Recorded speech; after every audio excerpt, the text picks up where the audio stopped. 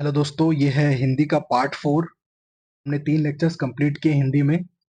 ये चौथा पार्ट है। ये पार्ट 4 हम पढ़ने वाले हैं। और ये जो मेरा चैनल है सीधी शिक्षा 8887, बाकी के 3 लेक्चर आप यहीं से पढ़ सकते हैं। और आज जो है हिंदी का 4th लेक्चर है। आगे बढ़ने से पहले मैं एक बार रिवीजन करा देता हूँ कि हमने क्या क्या पढ़ा था।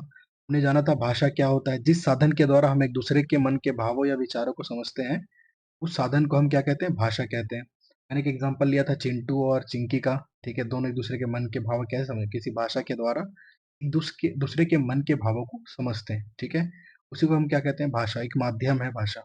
हमने देखा था आचार्य पाणिनि के अष्टाध्याय के बारे में। हाँ, आचार्य पाणिनि के अष्टाध्याय के बारे में देखा। पतंजलि की पुस्तक महाभाष्य हमने देखा। और उसके बाद हम देखेंगे, और महाभाष्य में क्या हुआ था? आचार्य पतंजलि ने अष्टाध्यायी को सरल रूप में व्याख्या किया था, उसका नाम दिया महाभाष्य। और किसी भाषा पर क्षेत्र और गुण का प्रभाव कैसे पड़ता है हमने देखा।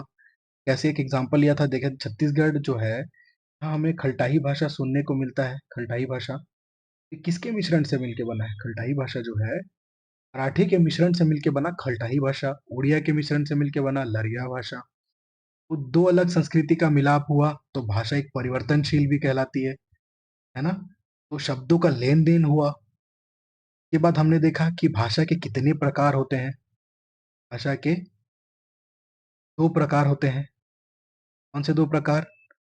मौखिक भाषा, लिखित भाषा। मौखिक भाषा वो है जो ध्वनि के रूप में होती है, जो बोली जाती है। लिखित भाषा है जिन ध्वनियों को एक निश्चित चिन्ह से बांध दिया गया, वह लिखित भाषा कहलाई। और भाषा के 2 प्रकार हैं, मौखिक भाषा और लिखित भाषा, या 2 भेद। एग्जाम में पूछता है, इसको आप ध्यान दीजिएगा। उसके बाद लिपि क्या होती है? लिपि किसी भाषा को लिखने की प्रणाली को हम क्या कहते हैं? लिपि कहते हैं। यानी हम जब ध्वनियों के चिन्हों को लिखते हैं, चिन्हों का प्रयोग योग करके लिखा जाता है, उसे ही हम लिपि कहते हैं। भाषा वो है जो बोली जाती है, लिपि वो है जो लिखी जाती है ना। हमने देखा था वैदिक जो संस्कृत हिंदी का जो विकास क्रम देखा था। विकास क्रम में हमने क्या देखा था? संस्कृत देखा। संस्कृत से थोड़ा भाषा में परिवर्तन, और जो भाषा जो है परिवर्तनशील है। संस्कृत से हमने देखा हिंदी तक कैसे पहुंचा, एक संस्कृत जो है उसका ढल कैसे ढलते गया। हमने देखा वैदिक संस्कृत। वैदिक संस्कृत में क्या हुआ? वेदों की रचना की गई। में वेदों की रचना की गई। लौकिक संस्कृत में क्या देखने को मिलता है? महाकाव्य, रामायण एवं महाभारत से महाकाव्य देखने को मिले वैदिक संस्कृत। जो पाली भाषा है, पाली भाषा को प्रथम जन भाषा, लोक भाषा, देश भाषा के नाम से जाना गया। अब इसमें भगवान बुद्ध ने उपदेश दिए थे, ग्रंथों की रचना हुई। मिलिंद प्रश्न नामक ग्रंथ लिख इसकी रचना हुई इसी भाषा में। ये काल भाषा के नाम से जाना गया पाली भाषा को, है ना। तो ये सब टॉपिक हमारे लिए बहुत इंपॉर्टेंट है। और इसमें जो अगला है वो है प्राकृतिक। प्राकृतिक भाषा जो है शिलालेखों की प्रथम भाषा के नाम से जानी गई। इसमें आता है अपभ्रंश। अपभ्रंश के बाद आता है अवहट। अवहट के बाद हिंदी। हमने इसका विकास क्रम देखा था, संस्कृत, वैदिक संस्कृत, लौकिक संस्कृत, पाली भाषा, प्राकृतिक, अपभ्रंश, अवहट और हिंदी। ठीक है, तो ये हमने पढ़ा था। पाली भाषा की कुछ इंपॉर्टेंट तथ्य मैं यहाँ लिखा हूँ, आप देख सकते हैं मेरे लास्ट लेक्चर पे। ये हो गया रिवीजन। उसके बाद मानक भाषा हमने देखा था कि मानक भाषा के 3 सोपान क्या होते हैं। मानकीकरण कहलाता है वो प्रथम स्टेज पर बोली। बोली यानी भंडार सीमित होगा। किसी भाषा का मूल रूप सीमित क्षेत्र तक होगा आपसी बोलचाल के रूप में। फिर वह भाषा का रूप धारण करती है। जब वह भाषा का रूप धारण करती है तो उसमें व्याकरण के साँचे में ढलना चालू हो जाती है। यानी व्याकरण का हो रहा है तो उससे क्या तात्पर्य है कि में भौगोलिक और सामाजिक, सांस्कृतिक, राजनीतिक व प्रशासनिक कारणों से अपना क्षेत्र विस्तार कर लेती है।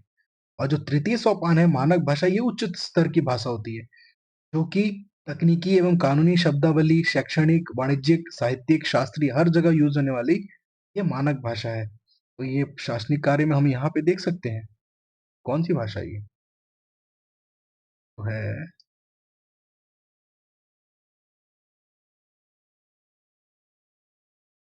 ये जो हिंदी भाषा है, क्या है? जो भाषा हमारी यहाँ पे है हिंदी, और ये प्रशासनिक कार्यों में यूज हो रहा है, तो ये है मानक भाषा कहलाई। ठीक है।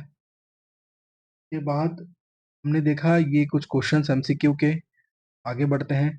हमने देखा अपभ्रंश, 7 अपभ्रंश के बारे में हमने पढ़ा। पैशाची से निकला पंजाबी, तौरसेनी से मारवाड़ी खड़ी बोली, और भाचर से देखने को मिला सिंधी, महाराष्ट्री से मराठी, मागधी से असमी, बंगाली, नेपाली, भोजपुरी और मैथिली, अर्धमागधी से छत्तीसगढ़ी, बघेली और अवधी, खस से हमको मिला खस, पहाड़ी, गढ़वाली और कुमायूनी। अब आज हम जो पढ़ेंगे, और हिंदी क्षेत्र की प्रमुख भाषाएं क्या थी, तो ब्रज भाषा, अवधी, खड़ी बोली, भोजपुरी, मैथिली हमने पढ़ा था। आप मेरे लास्ट लेक्चर पे देख सकते हैं, मैंने सारा डिटेल पे बताया, आप वहां पे देख लीजिएगा।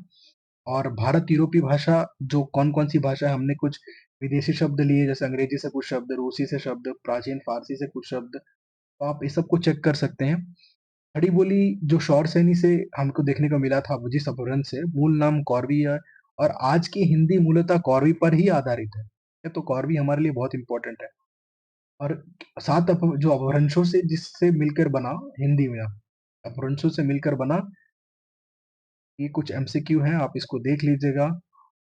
और व्याकरण से क्या तात्पर्य है? व्याकरण वह विद्या है जिसके द्वारा हम किसी भाषा का शुद्ध बोलना, लिखना एवं समझना समझना जानते हैं, ठीक है। और किसी भाषा के शब्दों को, वाक्यों को शुद्ध स्वरूपों एवं शुद्ध प्रयोगों का ज्ञान होता है, इसी से ही होता है हमें व्याकरण से। तो आप आगे देखिएगा। फिर विश्व में भाषाओं का वर्गीकरण देखा हमने, धर्म के आधार पर, महाद्वीप के आधार पर, काल के आधार पर, भाषाओं की आकृति के आधार पर, परिवार के आधार पर, ये सब हमने देखा था। आप यहाँ से चेक कर सकते हैं मेरे नोट्स। और आज जो हम पढ़ेंगे, वो हम पढ़ेंगे राजभाषा और राष्ट्रभाषा क्या होता है। क्या पढ़ने वाले हम? राजभाषा, राष्ट्रभाषा पढ़ेंगे, ठीक है। तो अपन क्लियर एकदम डिटेल में पढ़ेंगे अभी। राष्ट्रभाषा और राजभाषा हमारा टॉपिक है। राष्ट्रभाषा क्या होती है? राष्ट्रभाषा वह भाषा होती है जो किसी राष्ट्र या देश के ज्यादातर क्षेत्रों और ज्यादा जनसंख्या द्वारा बोली जाती है, संख्या द्वारा बोली जाती है, उसी को हम क्या कहते हैं? राष्ट्रभाषा कहते हैं। या हम लोग बोल सकते हैं राष्ट्रभाषा का अर्थ कैसा है? किसी देश की उस भाषा से है जिससे उस देश की जनता का भावनात्मक जुड़ा हो, इसका प्रयोग हर क्षेत्र में हो, ठीक है, जैसे सामाजिक, सांस्कृतिक और भावनात्मक एकता स्थापित करने में समर्थ हो, उस भाषा को हम क्या बोल सकते हैं? राष्ट्रभाषा बोल सकते हैं। और राजभाषा किसे बोलते हैं? राजभाषा किसी राज्य या देश की घोषित भाषा होती है जो कि सभी राजकीय प्रयोजन अर्थात सरकारी कामकाज में प्रयोग होती होगी। तो आप बताइए, भारत की कोई राष्ट्रभाषा है क्या? वो भारत की कोई राष्ट्रभाषा नहीं है। राष्ट्रभाषा नहीं है। परंतु हिंदी जो है,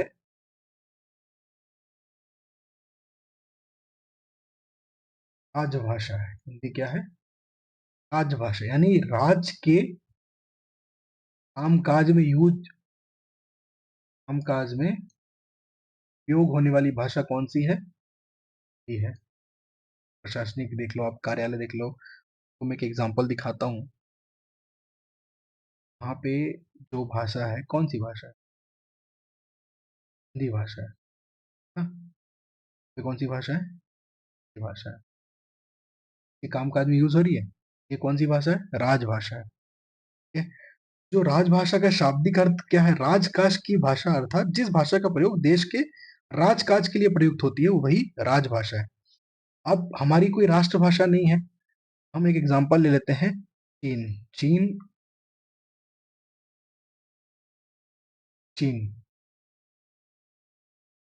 चीन हमारा, इसको एक एग्जांपल ले लेते हैं।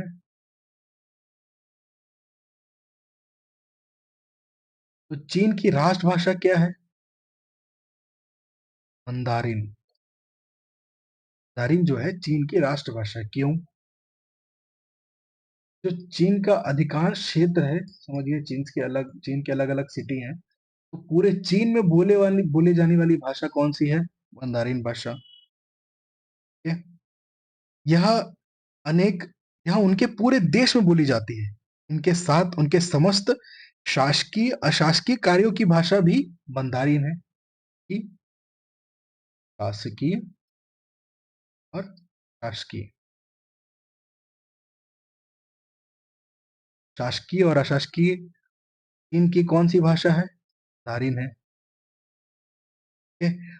और इस भाषा को संवैधानिक दर्जा प्राप्त है। संवैधानिक दर्जा प्राप्त है कौन सी भाषा? मंदारिन को। और ये कहाँ यूज होती है? चीन की भाषा है। ये जो चीन है हर सभी जगह क्या किस भाषा का उपयोग करता है? मंदारिन। अर्थात इसको राजभाषा का भी दर्जा प्राप्त है। तो कौन सी भाषा को? मंदारिन। राजभाषा से क्या अर्थ था? शाब्दिक अर्थ क्या है राजभाषा का? जिस भाषा का प्रयोग देश के राजकाज के लिए, देश के राजकाज के लिए किया जाता है उसी को क्या कहते हैं? उस क्षेत्र में जो सरकारी काम जो भी है उसमें उपयोग किया जाता है राजकाज के लिए, इसी को क्या कहते हैं? हम राजभाषा कहते हैं। तो भारत की कोई राजभाषा है क्या? वो भारत की राजभाषा हिंदी है। राष्ट्रभाषा कोई है? राष्ट्रभाषा हमारी कोई राष्ट्रभाषा नहीं है। क्यों? एग्जाम्पल हम मैप से देखेंगे। अब तो एक बार देखिए आप, ये जो हमारा भारत देश एक राष्ट्र है, पूरा एक क्या है? एक राष्ट्र है। इस राष्ट्र में अनेक भाषा बोली जाती है। जैसे कर्नाटक में कन्नड़, आंध्र प्रदेश में तेलुगु, तमिल, मलयालम, मध्य प्रदेश में अलग भाषा, छत्तीसगढ़ में छत्तीसगढ़ी, उड़िया, हर क्षेत्र मराठी, हर जगह गुजराती, हर जगह में आपको अलग अलग भाषा देखने सुनने को मिलता है। ठीक है? भाषा बोली जाती है वहां, और भाषा जो अलग अलग है, तो सबको एक जोड़ पाना थोड़ा मुश्किल था। तो राष्ट्रभाषा, किसी भाषा को राष्ट्रभाषा घोषित करना कठिन था। इसका दूसरा सॉल्यूशन क्या था? राजभाषा। अब संविधान 343 एक से यह पता चलता है, 343 का से पता चलता है कि हमारी राजभाषा कौन सी है। यह सुनिश्चित करता है, 343 सुनिश्चित करता है कि हिंदी हमारी राजभाषा होगी। क्या होगी? राजभाषा। यानी राजभाषा से क्या अर्थ है? शाब्दिक अर्थ क्या है? प्रयोग जो देश के राजकाज में किस भाषा का उपयोग होगा? शासनिक, प्रशासनिक, शासकीय, सब जगह कौन सी भाषा का यूज होगा? हिंदी का यूज होगा। परंतु अभी भी यहाँ पे एक थोड़ी सी कठिनाई थी, क्योंकि जो आप हिंदी जो है नॉर्थ के किसी भी स्टेट पे चले जाओ, आपको क्या मिलेगा? हिंदी सुनने को मिलता है, सबको समझ में आता है।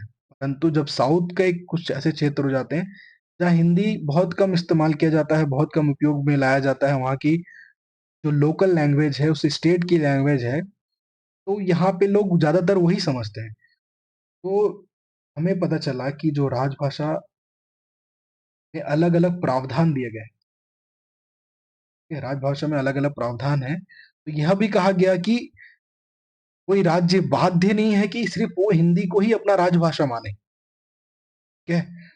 कोई अगर स्टेट वहां की लोकल लैंग्वेज को अपना राजभाषा मान सकता है, तो अब हर कोई हर स्टेट ऐसे मानने लग जाए तो ये बहुत ही कठिन हो जाता। कुल कितने लैंग्वेज हैं जिनको राजभाषा का दर्जा या ऑफिशियल लैंग्वेज का दर्जा प्राप्त है? 22 भाषाएं। ठीक है? 22 भाषाओं को ऑफिशियल लैंग्वेज का दर्जा प्राप्त है। ऑफिशियल लैंग्वेज का दर्जा प्राप्त है। जब भारत देश आजाद हुआ तो शुरुआती दौर पे 14 ऑफिशियल लैंग्वेज थे, फिर इनमें 8 को जोड़ा गया। कुल कितने ऑफिशियल लैंग्वेज है? 22 ऑफिशियल लैंग्वेज ना। तो जब और यह भी कहा गया कि जो संघ जो भी अगर राज्य यूनियन को पत्र में कोई जवाब देता है तो उसे हिंदी या इंग्लिश में ही अपना पत्र यूनियन को भेजना होगा। अगर वो अपने राजभाषा का उपयोग करता है तो वह स्वीकार नहीं की जाएगी।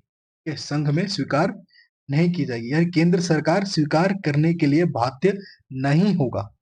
प्रदेश की राजभाषा में कोई पत्र केंद्र सरकार को भेजेगा तो उससे केंद्र सरकार स्वीकार करने के लिए बाध्य नहीं होगा। ठीक है? अब आगे देखेंगे कि हमने अभी तक हमने देखा राजभाषा और राष्ट्रभाषा में क्या अंतर है। और हमारी कोई राष्ट्रभाषा नहीं है, राजभाषा अलग-अलग जितने भी राज्य हैं, या उनमें से उनकी राजभाषा अपनी है। फिर इसमें एक चीज़ इम्पोर्टेंट है, आप यहाँ देखिए, जो ब्लू लाइन है इंग्लिश वाला लाइन है। मतलब यहाँ की जो राजकाज भाषा है, राजभाषा है, वो क्या है? यहाँ किसका उपयोग किया जाता है?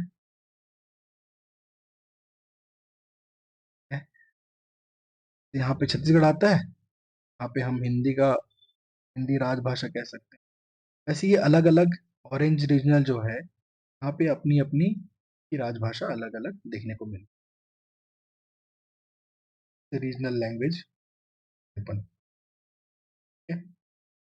अब जो न्यायपालिका है, वो इस दायरे से बाहर है और यह बताया गया कि न्यायपालिका में इंग्लिश का जो भी उनके लॉज, बिल्स जो भी हैं उस चीज़ को। अब जो यहाँ पे आपने देखा कि हिंदी एक राजभाषा है, राष्ट्रभाषा नहीं है। और अनुच्छेद 343 सुनिश्चित करता है कि हिंदी हमारी राजभाषा होगी। और कैसी हिंदी हमारी राजभाषा होगी? देवनागरी लिपि में लिखी हुई हिंदी ही हमारी राजभाषा होगी। अब जब राजभाषा का जो हमने सुनिश्चित किया कि हिंदी हमारी राजभाषा होगी, इसका उपयोग पूरे भारत क्षेत्र में सही तरीके से और अच्छे तरीके से इसको बढ़ावा देने के लिए क्या-क्या प्रावधान ला सकते हैं, कुछ-कुछ सुधार कर सकते हैं। तो ये सब के लिए सुधारने के लिए एक और जो कमेटी बनाई गई, वो कौन सी कमेटी थी? ऑफिशियल लैंग्वेज कमीशन को नाम दिया गया, ऑफिशियल लैंग्वेज कमीशन का नाम दिया गया। और किसकी अधीनता में? ये president of India Rajendra Prasad की अधीनता में एक कमेटी बनाया गया और नाम दिया गया ऑफिशियल लैंग्वेज कमीशन। और इसके अध्यक्ष कौन थे? बीजी खेर। बीजी खेर इसके अध्यक्ष थे। जो बीजी खेर थे, वो फर्स्ट चीफ मिनिस्टर थे किसके? बॉम्बे के। जब देश आजाद हुआ, ये खेर जी जो थे, वो बॉम्बे के फर्स्ट चीफ मिनिस्टर। और इस गठन ने अपना रिपोर्ट सबमिट किया 1956 को कि हम और क्या-क्या प्रावधान ला सकते हैं, क्या सुधार कर सकते हैं, हिंदी को कितना बढ़ावा देना चाहिए। है? और इन्होंने ये बताया कि संघ की कार्यों में यूज होने वाली भाषा हिंदी होनी चाहिए, हिंदी को बढ़ाने के लिए। और ऑफिशियल पर्पस के लिए इंग्लिश का उपयोग होना चाहिए। ये कमिटी ने सुनिश्चित किया था। ठीक है? आगे देखते हैं कि ऐसी कौन सी भाषाएं हैं जिनको 8वीं अनुसूची में रखा गया है। 8वीं अनुसूची में कुल कितने हैं? 22 भाषाएं ऑफिशियल लैंग्वेज का दर्जा प्राप्त हुआ है, 22 भाषाओं को। इससे पहले हम एक चीज और जान लेते हैं। अब पूरे देश को, तो हमारा पूरा देश भाषा की दृष्टि पे, किसकी दृष्टि पे? भाषा की भाषा की दृष्टि से देश का वर्गीकरण कैसे हुआ? भाषा की दृष्टि से का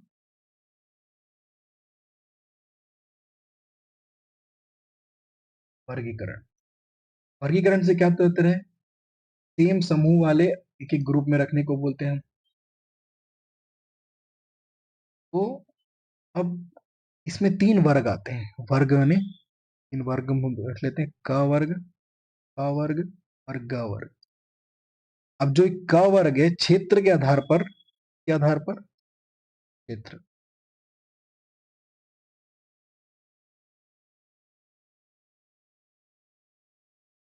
अब क्षेत्र से हमें क्या समझ में आता है? ऐसे भारत के ऐसे राज्य जिन्होंने हिंदी को अपनी राजभाषा माना है। किसे माना है? हिंदी को क्या माना है? हिंदी को अपनी भाषा माना है। क वर्ग वाले। अब क वर्ग में आने वाले ऐसे कौन से राज्य हैं? एग्जाम्पल के तौर पे सबसे पहला एग्जाम्पल हमारा छत्तीसगढ़। ठीक है, हमारा जो छत्तीसगढ़ है आपको देखने को मिलता है। छत्तीसगढ़, छत्तीसगढ़, बिहार, ठीक है, उत्तराखंड, राजस्थान, उत्तराखंड, राजस्थान, हरियाणा, दिल्ली एवं अंडमान निकोबार द्वीप समूह, ये कौन से वर्ग में आते हैं? क वर्ग में आते हैं। ख वर्ग ऐसी भाषा क्षेत्र है जहां भाषा या लिपि हिंदी या देवनागरी में समानता रखती हो। में हिंदी जो है, भाषा जो है हिंदी या फिर देवनागरी लिपि में समानता रखती हो, इस भाषा को कौन से वर्ग में रखा गया है? ख वर्ग में रखा गया है। और ख वर्ग में आने वाली भाषाएं जो कौन कौन सी हैं? गुजराती, गुजरात, ऐसे राज्य हैं गुजरात, महाराष्ट्र, पंजाब, ऐसे क्षेत्र हैं चंडीगढ़, दमन दीव, नगर हवेली, ठीक है, दादर व नगर हवेली, ये सब कौन से क्षेत्र में आते हैं? ग वर्ग के क्षेत्र में। और जो ग वर्ग के क्षेत्र में आते हैं, बाकी जितने शेष बचे ग वर्ग के क्षेत्र में आते हैं। ठीक है? भाषा की दृष्टि से हमने देखा कि वर्गीकरण, किसका वर्गीकरण? कौन सी हिंदी भाषा, हिंदी राजभाषा, ऐसे कौन से राज्य हैं जो हिंदी को अपनी राजभाषा मानते हैं? ठीक है, और जो हिंदी को राजभाषा जिनकी देवनागरी लिपि से मिलती हो, हिंदी से मिलती हो। अब यहाँ पे थे हम, तो देखिए आप एक बार, ये 8वीं अनुसूची में कुछ 22, कुल 22 भाषाएं। शुरुआती दौर पर 14 थे। 26 जनवरी 1950 के बाद 8 और भाषा जोड़े गए। ठीक है, शुरुआती दौर पर जब देश आजाद हुआ तो कितने थे? 14। इसमें से हमने 8 को जोड़ा, बने 22। और 1967 में सिंधी जो है, सिंधी भाषा को हमने क्या घोषित किया? ऑफिशियल लैंग्वेज घोषित किया सिंधी भाषा को। अब सिंधी भाषा के बाद, अब जो सिंधी भाषा, कौन सा संशोधन? 21वां संशोधन है। 71 संशोधन हमने 71 1992 में 71वें संशोधन में देखा कि मणिपुरी, नेपाली, कोंकणी जो गोवा में बोली जाती है, इन तीनों भाषाओं को ऑफिशियल लैंग्वेज का दर्जा प्राप्त हुआ। सबसे पीछे रह गए कौन? 90, जो 2003 में 92nd संशोधन में हमने देखा कि बोडो, डोगरी, मैथिली और सैंथली, हमने इनको क्या देखा? ऑफिशियल लैंग्वेज का दर्जा प्राप्त होते हुए देखा। अब ये कहाँ बोली जाती है? जम्मू कश्मीर, बिहार, झारखंड में आपको मैथिली सुनने को मिलेगी। सैंथली, जो सैंथली है वो वेस्ट बंगाल, झारखंड, उड़ीसा में सुनने को मिलेगा। और जो बोडो है वो नॉर्थ ईस्ट असम में आपको देखने को मिलता है। एग्जाम में पूछता है बोडो भाषा कहाँ बोली जाती है, कहाँ की बोली है, किस क्षेत्र की बोली है, किस राज्य की बोली है। तो यहाँ पे एक शॉर्टकट ट्रिक आप अपना सकते हैं कि जो सिंधी जो है 21 साल की उम्र में, 1967 में पैदा हुआ, 21 साल की उम्र में सिंधी घूमना चाहता था, मणिपुर, नेपाली, कोंकणी, तब, है ना, आप ऐसे याद कर सकते हैं। 21 साल की उम्र, 21, जब 21 सेंचुरी में सिंधी जो है, इसको कैसे याद कर लेते हैं? आप शॉर्टकट ट्रिक बना लेते हैं एक ठो, अपने लिए आसान होगा। सिंधी जब 21 साल का था, ठीक है, तो और अपन कैसे बना सके? 71 साल की उम्र में सिंधी घूमना चाहता था, 71 साल की, आपका ना, आप यहाँ पे ऐसे ऐसे याद कर सकते हैं। 71 साल की उम्र में सिंधी घूमना चाहता था, मणिपुर, नेपाल और गोवा, गोवा की लैंग्वेज क्या है? कोंकणी, बट वो घूम नहीं पाया। अब उम्र ढलते गई, जब 92 उम्र हुआ उसका, 92 उम्र में वो घूमने गया कहाँ? बोडो, डोगरी, मैथिली और सेंथली, आप ऐसे याद कर सकते हैं। ठीक है, पहले याद रखिएगा कि सिंधी 21st अमेंडमेंट यानी 21, जो 21वां संशोधन था, उसमें हमें सिंधी को देखने का, 8वीं अनुसूची में हिंदी को ऑफिशियल लैंग्वेज सिंधी को ऑफिशियल लैंग्वेज मिला। जो सिंधी है, 71 की उम्र में घूमना चाहता था कहाँ? मणिपुर, नेपाली और कोंकणी गोवा, बट वो घूम नहीं पाया, उम्र बढ़ते गया। अब आखिर में मरने से पहले 92 इस एज में कहाँ घूमने गया? बोडो, डोगरी और मैथिली और सेंथली ये क्षेत्र घूमने के लिए चले गया। ठीक है, आप ऐसा याद रख सकते हैं। जैसा आपको बने आप ऐसे ट्रिक बनाइए, आपको एग्जाम में आपको याद रखना है। ठीक है? और यहाँ पे देखिए, डोगरी, जे एंड के, बोडो आसामी वाला इलाका, नेपाली, मणिपुरी, मैथिली, संथली यहाँ पे देखने को मिलता है। गोवा, सिंधी, ये जो लैंग्वेज थे ये ऐड हुए थे। हाँ, यहाँ पे आप देख सकते हैं। अब ऐसे पूरे 22 भाषाओं के बारे में हम पढ़ते हैं एक बार कि कौन से वो 22 भाषा थे जिन्हें ऑफिशियल लैंग्वेज संविधान में रखा गया है। ऑफिशियल लैंग्वेज है ना। तो कौन कौन से थे, यहाँ से देख सकते हैं या फिर यहाँ से देख सकते हैं आप। असमी, बंगाली, गुजराती, हिंदी, कन्नड़, कश्मीरी, कोंकणी, मलयालम, मणिपुरी, मराठी, नेपाली, ओडिया, पंजाबी, संस्कृति, सिंधी, तमिल, तेलुगु, उर्दू, बोडो, संथली, मंथली और डोगरी। अब इसको सबसे अच्छा मैप से प्रैक्टिस कीजिएगा। आप एक बार पूरा मैप यहाँ से चालू करिएगा। आप यहाँ से पूरा पूरा इस यहाँ से प्रैक्टिस करिएगा कंप्लीट करने की। वापस यहाँ पे आना है, तो आप यहाँ चालू यहाँ से कीजिएगा। ठीक है? आपको सारे लैंग्वेज आपको याद रखना है। पूछता है एग्जाम में कि कौन सी भाषा 22 लैंग्वेज के अंतर्गत आती है, कौन सी नहीं आती है। आपको 4 ऑप्शन दे देगा और इसमें से कोई, इनमें से कोई एक, इनमें से कोई दो, इनमें से कोई नहीं। तो आप एक दो बार मैप से प्रैक्टिस कीजिएगा, आपको आराम से समझ में आ जाएगा कि क्या गलत, कौन सा ऑप्शन सही है, कौन सा ऑप्शन गलत है। ठीक है? अब अपन आगे बढ़ते हैं इसमें।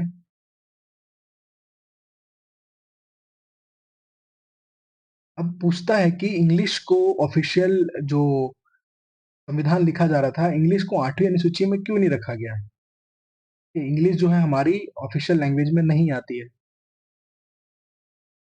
स्टार्टिंग में 14 लैंग्वेज थे, उसके बाद 8 जोड़े गए। ठीक है? और भारत की कोई नेशनल लैंग्वेज क्यों नहीं है? क्योंकि बहुत सारी अलग अलग, जब भारत देश आजाद हुआ तो बहुत डिफिकल्ट हो रहा था, प्रॉब्लम हो रहा था कि कौन सा नेशनल लैंग्वेज चुने, है ना। जैसे आपको मैंने बताया हर क्षेत्र पे अलग अलग भाषा सुनने को मिलता है और पूरे भारत देश में 1600 से अधिक लैंग्वेज सुनने को मिलते हैं। सबको एक भाषा राष्ट्रभाषा में जोड़ पाना बहुत मुश्किल था। तो राजभाषा का हमने देखा यहाँ पे राजभाषा कौन सी है। और हिंदी के संबंध में कुछ विशेष प्रावधान देखने को मिले। ठीक है, देवनागरी लिपि के बारे में देखा हमने, 343 में देखा कि इसे राजभाषा का दर्जा प्राप्त होगा। ठीक है? अब यहाँ पे हमने जो राजभाषा और राष्ट्रभाषा देखा, कौन सी भाषाएं ऑफिशियल लैंग्वेज में आती है हमने देखा, के ऊपर कुछ क्वेश्चन प्रैक्टिस करते हैं। पहला जो क्वेश्चन है वो है, भारतीय संविधान में हिंदी को राजभाषा के रूप में मान्यता कब प्रदान की गई? तो इसका सही उत्तर है 14 सितंबर 1949 को मान्यता प्रदान की गई। भारतीय संविधान की 8वीं अनुसूची में कितनी भाषाओं को सूचीबद्ध किया गया है? 22 भाषाओं को सूचित किया गया है, सूचीबद्ध किया गया। ठीक है? और भारतीय संविधान के अनुच्छेद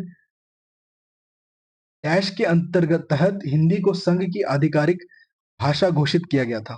इनमें से कोई नहीं। ठीक है, इनमें से कोई नहीं है इसका आंसर, क्योंकि 343 यहाँ ऑप्शन में नहीं है। ठीक है, आप ध्यान दीजिएगा। यूजिंग यहाँ पे ऑप्शन दिया गया है। अंग्रेजी किस राज्य अथवा केंद्र शासित प्रदेश की आधिकारिक भाषा है? अंग्रेजी किसकी है?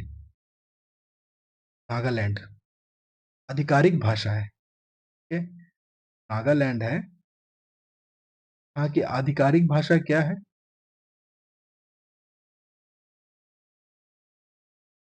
आधिकारिक भाषा क्या है? अंग्रेजी है।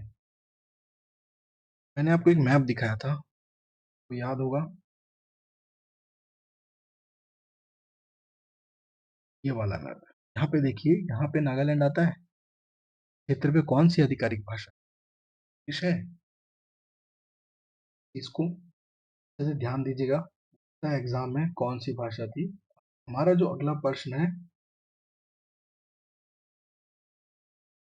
बोडो, डोगरी, संथाली और मैथिली संविधान में किस संशोधन में मान्यता प्राप्त भाषाओं की सूची में शामिल है? बोडो, डोगरी और संथाली। आपको मैंने क्या बताया था, जो सिंधी है, सिंधी को कब मिला, किस साल का सिंधी था, उसको ऑफिशियल लैंग्वेज का दर्जा पड़ता है। वो 71 की उम्र में कहाँ घूमना जा रहा था? मणिपुर, नेपाल, गोवा। गोवा की क्या थी? कोंकणी भाषा। ठीक है, पर घूम नहीं पाया। जब उम्र हो गई 92, ठीक, 2003 वर्ष था, 92 या 19, 2003, 92 वर्ष की में कहाँ घूमने गया वो? बोडो, डोगरी और संथाली कहाँ गया, और मैथिली यहीं घूमने गया था। 4 जगह घूमने गया। कब? 92 की उम्र में। कौन गया? सिंधी गया। पैसे एक बार लिंक करके याद रखिएगा, आपको आसानी से आंसर याद हो जाएगा।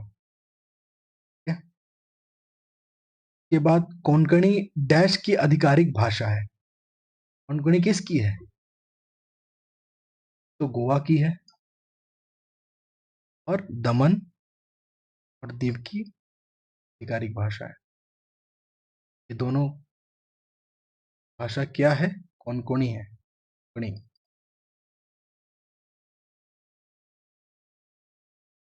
और बोडो भाषा मुख्य रूप से भारत के निम्नलिखित में से किस राज्य में बोली जाती है? बोडो कहाँ बोली जाती है? असम में बोली जाती है। भारत का राष्ट्रगीत वंदे मातरम की रचना डैश भाषा में की गई थी? संस्कृत में की गई थी वंदे मातरम की रचना। 2017 में भारत सरकार ने निम्नलिखित में से किस भाषा को शास्त्रीय भाषा का दर्जा नहीं दिया था? किसे नहीं दिया था? प्राकृतिक। 2017 में भारत सरकार ने निम्नलिखित में से किस भाषा को शास्त्रीय भाषा का दर्जा नहीं दिया था? प्राकृतिक भाषा को नहीं दिया था, बाकी मलयालम, कन्नड़ को, तमिल को शास्त्रीय भाषा का दर्जा प्राप्त है, संस्कृत को भी, है ना। तिरहुता लिपि का प्रयोग किस भाषा को लिखने के लिए किया जाता है? जो तिरुहता है वो मैथिली। ये 700 वर्ष, जो तिरुहता है, तिरहुता, सॉरी तिरहुता 700 वर्ष पुरानी लिपि है ये। 700 वर्ष पुरानी लिपि। ठीक है, ये मैथिली जो क्षेत्र है वहां पर भाषा देखने को मिलता है। भारतीय संविधान का अनुच्छेद 343 किसके बारे में है? 343 क्या है? भाषाओं से रिलेटेड। तो संघ की आधिकारिक भाषा क्या है? कौन बताता है हमें? तो अनुच्छेद 343 को देखने को मिलता है। अब हमने देखा था वंदे मातरम के क्वेश्चन, तो वंदे मातरम का एक थोड़ा सा देख लेते हैं अपन। तो वंदे मातरम 1870 के दशक में बंकिम चंद्र चटर्जी द्वारा लिखित एक संस्कृत कविता थी। 1882 में अपने बंगाली उपन्यास आनंद मठ में शामिल किया था। ठीक है, कविता को पहली बार 1896 में रविन्द्रनाथ टैगोर ने गाया था। और हमने देखा था कि तमिल जो यहाँ पे क्वेश्चन आया था,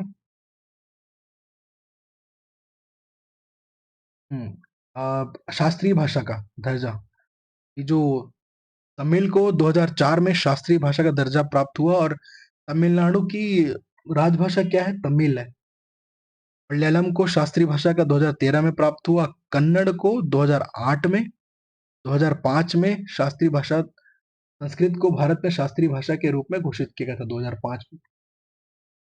ठीक है, और अनुच्छेद 343 के बारे में हमने देखा कि ये संघ की आधिकारिक भाषा के बारे में बताता है, और हिंदी और लिपि देवनागरी होगी करके ये बताता है। ठीक है?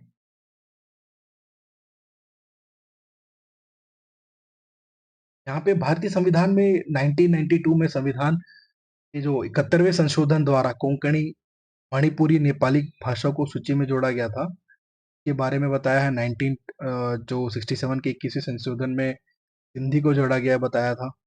यहाँ पे आप देख सकते हैं। और कोंकणी जो बहुत इंपॉर्टेंट है हमारे लिए, क्योंकि ये इंडो आर्यन भाषा है, जो मुख्य रूप से भारत के पश्चिमी तटीय क्षेत्र में कोंकणी लोगों द्वारा बोली जाती है। यह भारतीय राज्य गोवा की आधिकारिक भाषा है। और पहला कोंकणी अभिलेख कब हुआ था? 1187 ईस्वी में हुआ था। ठीक है? अब तक हमने जो देखा आप इसको एक बार रिवाइज़ कीजिएगा। एग्ज़ाम पॉइंट ऑफ व्यू से सारा इम्पोर्टेंट है, मैंने आपको सारा बताया अब तक। ये पार्ट 4 हुआ खत्म। पार्ट 4 5 में मैं आपके लिए लेके आऊँगा जो लेक्चर रहेगा वर्ण और वर्णमाला के ऊपर रहेगा। हमने अब तक भाषा का बोध देखा है, कि अब तक भाषा का बोध देखा, अब मैं आपको अगले लेक्चर में वर्ण और वर्णमाला के बारे में बताऊँगा। और आज की क्लास खत्म होता है समाप्त। Thank you.